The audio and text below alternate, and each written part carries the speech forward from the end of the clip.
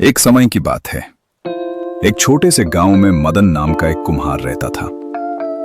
मदन अपनी कला में निपुण था, लेकिन उसका मन हमेशा अशांत रहता था, क्योंकि उसे लगता था कि उसकी मेहनत का उचित फल उसे नहीं मिल रहा है। वो दिन भर मिट्टी से बर्तन बनाता और शहर जाकर उन्हें बेचता, और जो आमदनी होती उससे बमुश्किल घर का गुजारा चलता था। एक दिन मदन बहुत निराश होकर एक बरगद के पेड़ के नीचे बैठ गया। वहीं पास से एक वृद्ध महात्मा गुजर रहे थे।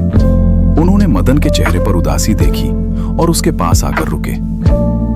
महात्मा ने पूछा कि बेटा, तुम इतने दुखी क्यों हो? मदन ने अपनी पूरी व्यथा सुनाई और कहा कि मेरी किस्मत ही खराब है। मैं कितनी भी कोशिश कर लूं, गरीबी मेरा पीछा नहीं छोड़ रही। महात्मा मुस्कुराए और उन्होंने मदन को एक चमकता हुआ पत्थर दिया और कहा कि इसे शहर के जौहरी को दिखाकर आओ और इसकी कीमत पता करो, लेकिन याद रखना, इसे बेचना नहीं है। मदन वो पत्थर लेकर शहर पहुंचा। सबसे पहले वो एक फल वाले के पास गया। फल वाले ने पत्थर देखकर कहा कि इसके बदले मैं तुम्हें एक टोकरी सेब दे सकता हूं। मदन आगे बढ़ा और एक कपड़े के व्यापारी के पास गया, जिसने उसकी कीमत 100 रुपए लगाई। अंत में मदन शहर के सबसे बड़े जौहरी के पास पहुंचा। जौहरी ने जैसे ही वो पत्थर देखा, उसकी आंखें फटी की फटी रह गई। उसने मदन से कहा कि ये तो एक दुर्लभ हीरा है।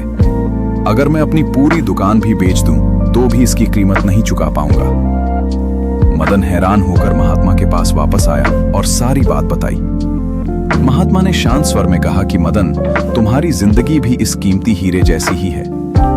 दुनिया तुम्हारी कीमत तुम्हारी काबिलियत और अपनी समझ के हिसाब से लगाएगी, लेकिन असली कीमत तुम्हें खुद पहचाननी होगी।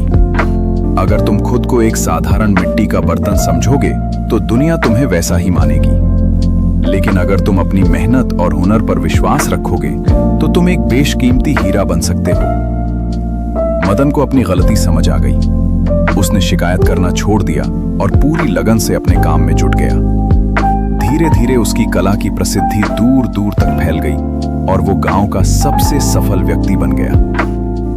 इस कहानी से हमें ये प्रेरणा मिलती है कि हमारी परिस्थिति चाहे कैसी भी हो, हमें कभी भी अपनी काबिलियत पर शक नहीं करना चाहिए।